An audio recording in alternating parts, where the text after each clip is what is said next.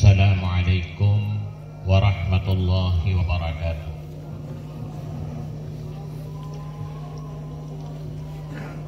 Alhamdulillahilladzi la ilaha illallah wallahu akbar. Allahu akbar. Allahu akbar. Allahu akbar. Allahu akbar. Allahu akbar. Allahu akbar kabira. Walhamdulillahi katsira. Wa subhanallahi bukratan wa asila. Walhamdulillahilladzi ja'ala hadza yawma 'idi li ibadihil mu'minin wa ja'ala ibadatil haji wa 'idil adha min sa'airillah. Asyhadu an la ilaha illallah wahdahu la syarika lah khaliqul ardi was samawat wa asyhadu anna muhammadan abduhu wa rasuluh man lana bi'abadah ila dinihi bi'uda'il bayinat. Allahumma salli wa sallim wa barik ala hadzal nabiyil karim Nabiyyina Muhammadin wa ala alihi wa ashabihi wa tabi'in al-mujahidin an-nasaratud daini wa izalatil munkar. Amma ba'du, faya ibadallah usikum wa iyaya bitaqwallah faqad ghadal muttaqun. Allahu akbar, Allahu akbar, walillahil hamd. Kaum muslimin, jamaah salat Aidil Adha yang dirahmati Allah. Hari ini tepatnya tanggal 10 Zulhijjah 1442 Hijriah bertepatan dengan 20 Juli 2021 Masehi. Di berbagai belahan bumi merayakan dan menyambut Aidil Adha, Aidil Kurban, Aidul Nahar dengan mengumandangkan takbir, tahmid dan tahlil bersama kaum muslimin dari seluruh penjuru dunia, para jamaah haji yang sedang menunaikan rukun Islam yang kelima di tanah suci Makkatul Mukarramah. Namun demikian, atas takdir Allah Subhanahu wa Ta'ala, kita masih berada atau dalam situasi yang tidak menyenangkan karena COVID-19 yang mendunia. Maka jemaah haji tahun ini hanya sekitar 60.000 orang. Kalau dulu kan antara 2 juta sampai 3 juta orang. Tapi kemarin beritanya yang berasal dari warga negara Indonesia yang ikut berhaji sekitar 300 orang. Karena dia bertempat tinggal di negara-negara Timur Tengah lah pada khususnya. Jemaah sekalian yang dirahmati Allah,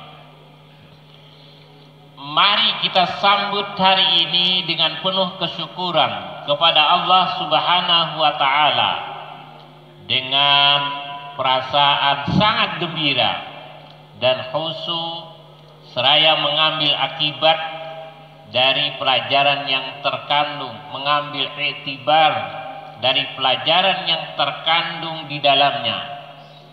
Pada hari ini dan hari-hari tasyrik atau sampai 13 Zulhijjah, kita umat Islam diperintahkan untuk melaksanakan ibadah korban. Contoh klasik yang monumental dalam hal ini adalah ketika Nabi Ibrahim alaihissalam diperintahkan untuk menyembelih putra kesayangannya Ismail alaihissalam.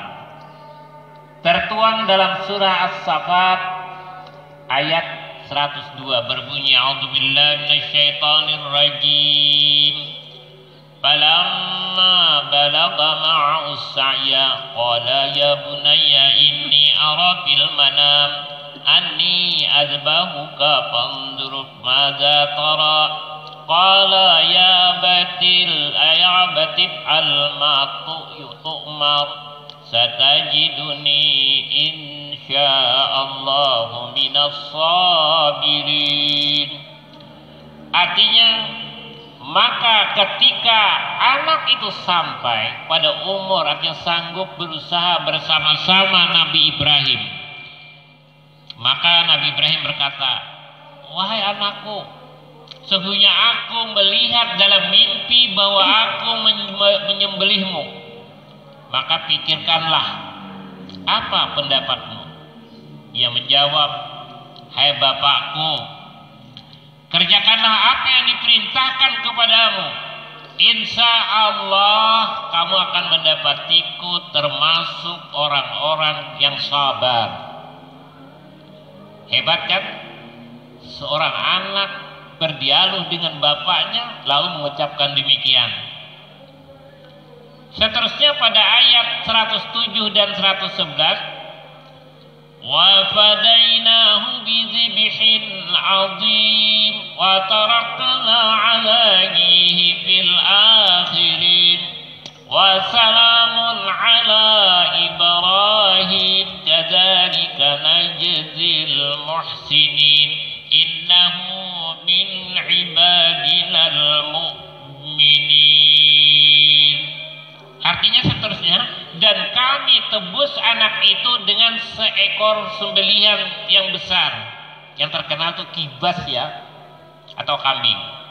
Kami abadikan untuk Ibrahim itu pujian yang baik di kalangan orang-orang yang datang kemudian, yaitu kesejahteraan dilimpahkan atas Ibrahim. Demikianlah kami memberikan balasan kepada orang-orang yang berbuat baik. Ini termasuk kita ya. Kalau kita berbuat baik, insya Allah kita mendapat rahmat. Sesungguhnya ia termasuk hambaku atau hamba-hamba kami yang beriman. Jemaah sekalian, perintah Allah inilah yang kemudian disyariatkan oleh Allah Subhanahu wa ta'ala. Kita kaum muslimin, kalau Nabi Ibrahim diperintahkan untuk menyembelih putranya tersayang sebagai korban, maka kita kaum muslimin sekarang cukup dengan menyembelih hewan korban sebagai bukti pengorbanan dan ketakwaan kita kepadanya. Peristiwa monumental kedua adalah pada hari ini, di tengah padang pasir yang bernama Mina, padang pasir yang tandus dan panas yang bernama Mina, jemaah haji dari berbagai bangsa tadi sedang berkumpul menunaikan ibadah haji. Sejak kemarin tanggal 9 Zulhijjah mereka telah berkumpul di padang Arafah melaksanakan wukuf dengan pakaian yang sama, kainnya putih, serupa, tidak berbeda antara raja dan rakyat biasa atau rakyat jelata atau orang biasa. Mereka datang dengan pengorbanan yang cukup besar, ya paling tidak perasaan lah. Kenapa? Karena jemaah sekalian, kan kita meninggalkan misalnya anak, istri, keluarga dulu, bahkan sampai menangis ya. Kalau mau pergi itu orang tuanya, saudaranya menangis itu keluarga. Itu pertemuan besar berupa biaya lagi, tenaga lagi, dan waktu. Kedatangan kaum muslimin ke tanah suci semata-mata hanya memenuhi panggilan Allah Subhanahu wa taala. A'udzubillahi minasyaitonirrajim. Ini Al-Imran ayat 97. Walillahi 'alan nasi hijjul baiti man istata'a ilaihi sabila. Mengerjakan haji adalah kewajiban manusia terhadap Allah, yaitu bagi orang yang sanggup mengadakannya dalam perjalanan itu. Jadi sanggup biayanya, kesehatannya, kemudian termasuk keamanan. Karena tidak aman naudzubillah min dzalik, kita bangsa Indonesia tidak bisa secara formal pergi haji. Allahu Akbar walillahil hamd. Semangat pengorbanan yang merupakan intisari dari Idul Adha inilah yang harus kita resapi dan kita teladani, dipelihara dan kita segarkan kembali. Semangat pengorbanan sebagai bukti keimanan penuh dan cinta yang tidak berbagi kepada Allah Subhanahu wa ta'ala. Pengorbanan sebagai ekspresi rasa takwa kita kepada Khaliknya, si pencipta. Pengorbanan untuk menegakkan kepatuhan kepada perintah, untuk menegakkan kepatuhan kepada perintah Tuhan yang maha besar dan maha mulia. Kaum muslimin, memang perjalanan hidup ini penuh dengan pengorbanan. Untuk setiap ibadah kepada Allah Subhanahu wa ta'ala pun diperlukan pengorbanan. Sebagai seorang muslim, layaklah kita bertanya kepada diri kita masing-masing, apa yang telah saya korbankan untuk kepentingan agama, umat Islam maupun kepentingan bangsa dan negara. Pengorbanan selalu mengandung dimensi kesungguhan untuk meraih masa depan. Seseorang rela berkorban karena ia mengharapkan sesuatu yang lebih baik di masa depan, baik masa depan yang dekat dengan di dunia ini maupun untuk kebaikan di masa depan yang lain. Itu negeri akhirat, pasti itu sudah. Dalam dimensi yang lain, seseorang mau berkorban untuk kebaikan, untuk menggapai ridha ilahi. Sebagaimana Allah berfirman dalam surah Duha, walal akhiratu khairul laka minal ula. Dan sesungguhnya akhirat itu lebih baik bagimu dari kehidupan duniamu. Ini Ad-Duha ayat 4. Mengapa itu lebih baik? Maaf ya, apa yang kita miliki sekarang itu pasti kita tinggal itu. Yang kita bawa hanyalah amal kebajikan. Untung itu. Kalau jahat bagaimana? Jemaah sekalian, pada suatu hari Khalifah Harun ar-Rasyid pernah berkeliling kota menuju wilayah, meninjau di seluruh wilayah kerajaannya sampai ke pelosok pedesaan. Di satu desa dia melihat ini Harun ar-Rasyid bertanya dengan heran, apa yang sedang engkau tanam wahai orang tua? Orang tua itu pun menjawab, saya ini sedang menanam bibit pohon kurma. Ya kalau kita di sini ya mungkin menanam rambutan, limau, ya macam-macam lah. Harun ar-Rasyid bertanya, mengapa engkau lakukan pekerjaan yang sia-sia ini? Wah, orang tua itu menjawab, apa maksudmu wahai anak muda? Lalu Harun ar-Rasyid berkata, bukankah dengan menanam kurma itu besar kemungkinan engkau tidak akan sempat menikmati hasilnya nanti? Tua sudah, atau Tuhan, karena usiamu kan sudah lanjut. Orang tua itu sambil tersenyum berkata, sesungguhnya picik akalmu anak muda. Aku menanam ini untuk anak cucuku di belakang hari, bukan untuk diriku sendiri.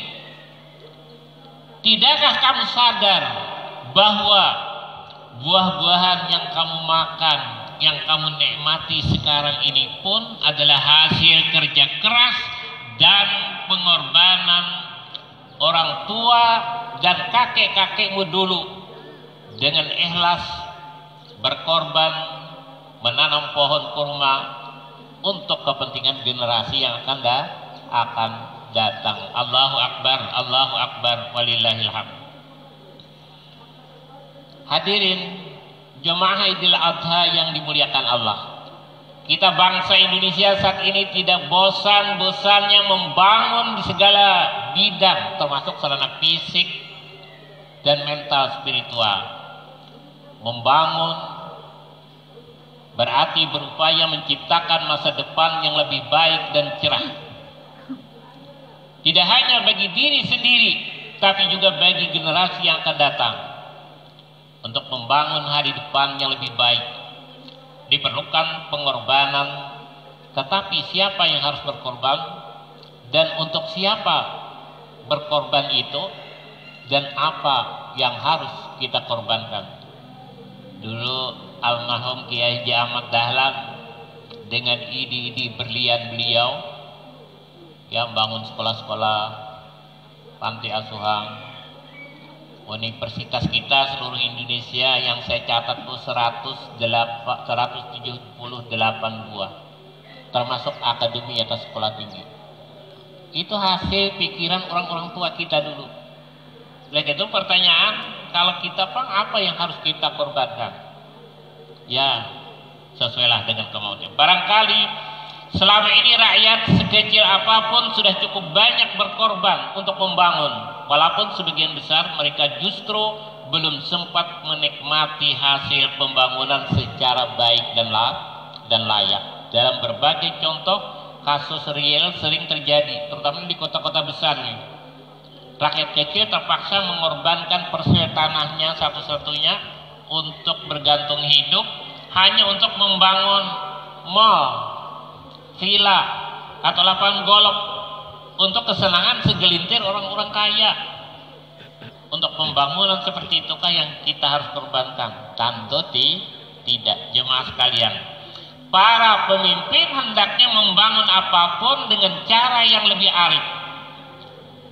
Janganlah sampai terjadi karena keinginan untuk membangun lantas mencederai hati rakyat, tetapi berusaha untuk menyenangkan hati rakyatnya, untuk mewujudkan kesejahteraan bagi kita semua, dan pengorbanan dari semua pihak pun juga diperlukan. Allahu Akbar, walillahil hamd. Allah memerintahkan kita berkorban seperti ditegaskannya dalam surah Al-Kautsar ayat 1 sampai 3. A'udzubillahi minasyaitonirrajim. Inna a'tainakal kautsar fasholli li rabbika wanhar inna syani aka huwal abtar. Sesungguhnya kami telah memberikan kepadamu nikmat yang banyak, maka dirikanlah salat karena Tuhan dan berkorbanlah. Sesungguhnya orang-orang yang membenci kamu, dialah yang terputus. Jemaah sekalian, asbabun nuzul ayat ini karena keturunan Nabi itu sebagian meninggal, karena ada yang meninggal lah. Lalu orang kafir Quraisy ini bepandir, ujarnya putus sudah nama engkau wahai Muhammad, hanya tidak akan dimuliakan orang lagi. Dan dipandangnya orang-orang Islam itu orang-orang bodoh dan orang-orang miskin dan tidak ada pemimpin di antara Islam. Itu asbabun nuzulnya. Dia tidak tahu ternyata di dalam kita mengucapkan dua kalimat syahadat itu tidak meninggal Muhammad. Asyhadu an la ilaha illallah wa asyhadu anna Muhammadar Rasulullah. Ajan juga itu menyebut nama Rasulullah dan seterusnya. Ya, banyaklah. Jadi tidak terputus. Nah, jadi berkorban mengandung nuansa dunia dan akhirat. Ali bin Abi Thalib pernah menggambarkan perbandingan dunia dan akhirat serta mewasiatkan agar kita beramal seperti tersebut dalam kitab Nahjul Balaghah sebagai berikut. Sungguhnya tidaklah sesuatu yang lebih jahat dari kejahatan itu melainkan siksanya.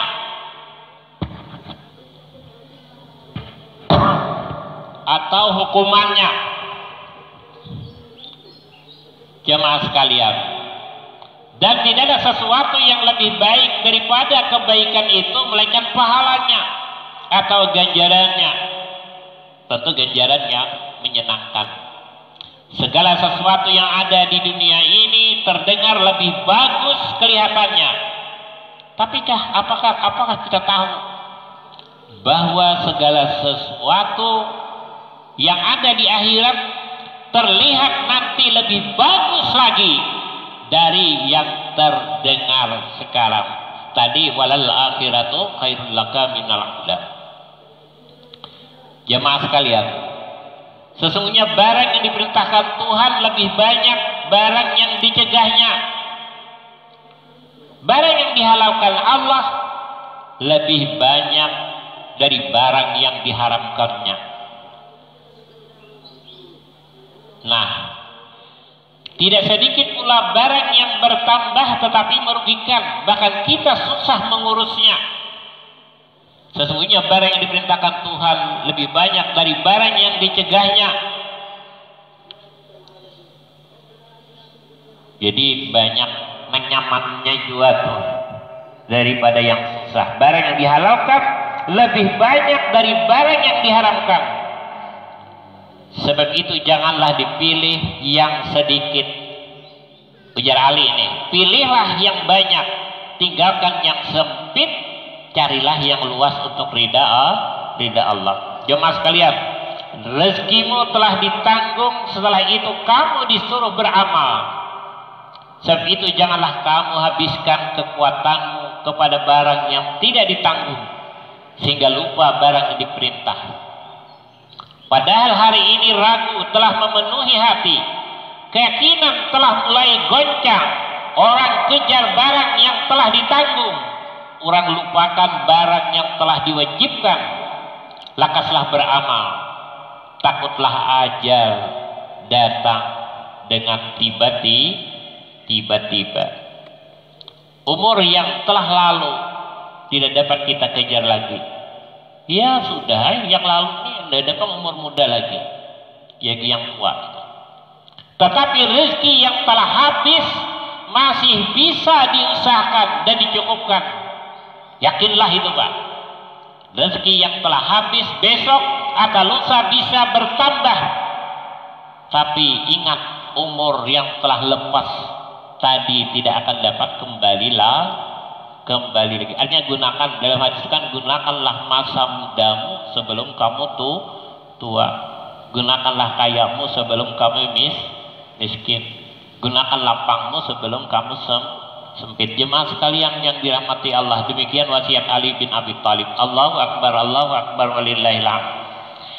Justru itu Allah Subhanahu wa taala menghendaki kita menjadi orang yang mampu dan dermawan, mampu bersedekah, mampu berzakat dan berinfak, mampu berkorban, dan malah kalau aman itu mampu kita pergi haji. Ya Allah, tak mungkin Allah Subhanahu memberikan syariat yang tidak dapat dilaksanakan oleh hambanya.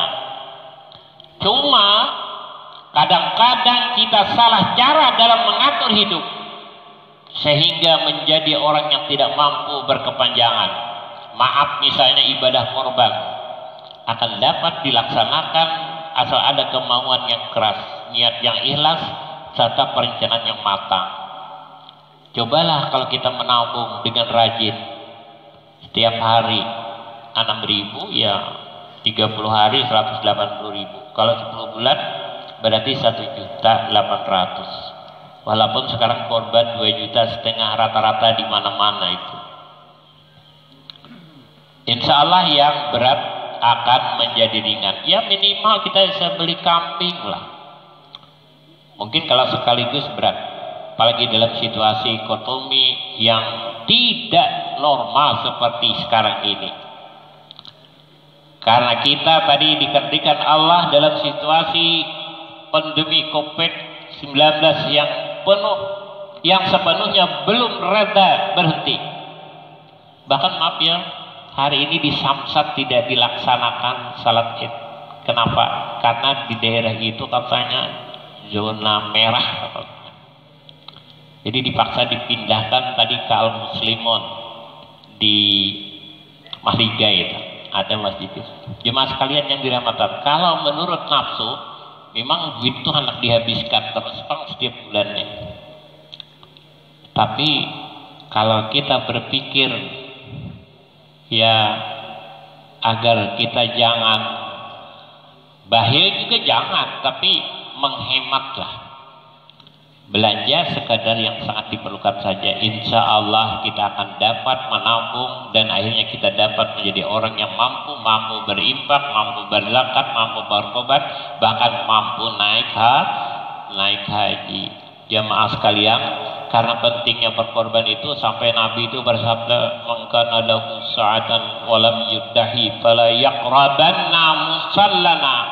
Barang siapa yang ada kemampuan tetapi ia tidak mau berkorban, jangan sekali-kali mendekati tempat salat kami. Ini hadis riwayat Ahmad dan Ibnu Majah.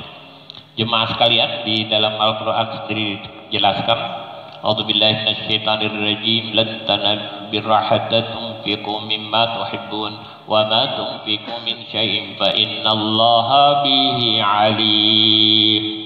Nah, ini firman Allah Quran surah Al-Imran ayat 97. Artinya kamu sekali-kali tidak sampai kepada kebaktian yang sempurna sebelum kamu menafkahkan sebagian harta kamu yang kamu cintai. Sebagian saja jemaah, bukan seluruhnya. Dan apa saja yang kamu nafkahkan, maka sesungguhnya Allah mengetahui. Walaupun tangan kanan yang memberi, tangan kiri tidak tahu, tapi Allah Maha tahu. Dari keterangan dalil-dalil tersebut di atas, sebagian ulama menyimpulkan siapa yang dapat melaksanakan korban maka akan membawa keberkatan dalam hidupnya. Tapi barang siapa yang mampu tetapi tidak mau berkorban, maka akan mengurangi keberkahan hidupnya. Lebih baik kita berkorban daripada menjadi korban sia-sia. Entah korban kecelakaan, maaf ya, di daerah kita ini kemarin kan korban banjir Pak, korban kenakalan anak-anak remaja dan sebagainya, yang semuanya tentu tidak kita kehendaki. Akhirnya mari kita semua menjadi umat yang mampu, dermawan, umat yang salih dan takwa, agar kita mulia, disegani oleh kawan, ditakuti oleh lawan, berperan di bidang ekonomi, menentukan di bidang politik.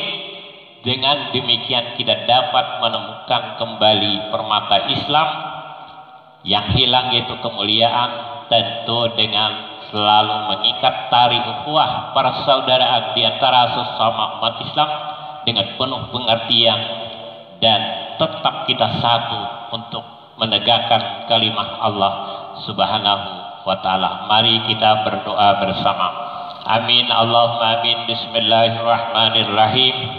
Alhamdulillahi hamdan yuwafi ni'amahu wa yukafi mazidahu. Ya Rabbana lakal hamdu kama yanbaghi li jalali wajhikal karim wa azimi sultanik. Allahumma ighfirlil muslimina wal muslimat wal mu'minin wal mu'minat al ahya'i minhum wal amwat wa ya qadiyal hajat. Allahumma aslih lana dinana alladhi wa ismatu amrina wa aslih lana dunyana alladhi biha ma'asuna wa aslih lana akhiratana alladhi ilaiha ma'atuna waj'alil hayata ziyadatan lana fi kulli khair waj'alil mauta rahatan lana min kulli syarrin. Allahumma inna na'udzubika min jahdil bala wa darkis saqa wa su'il qada wa sama'atatil abda. Allahumma inna na'udzubika minal barasi wal junun wal jujam wa sa'il asqam. Allahumma rabbana taqabbal minna innaka antas sami'ul alim wa tub alaina innaka antat tawwabur rahim. Rabbana atina fid dunya hasanah wa fil akhirati hasanah wa qina adzabannar. Walhamdulillahirabbil alamin. Terima kasih atas perhatiannya dan mohon ampun maaf atas segala kekurangannya. Allahu akbar, Allahu akbar, la ilaha illallah, wallahu akbar, Allahu akbar, walillahil hamd. Wassalamualaikum warahmatullahi wabarakatuh.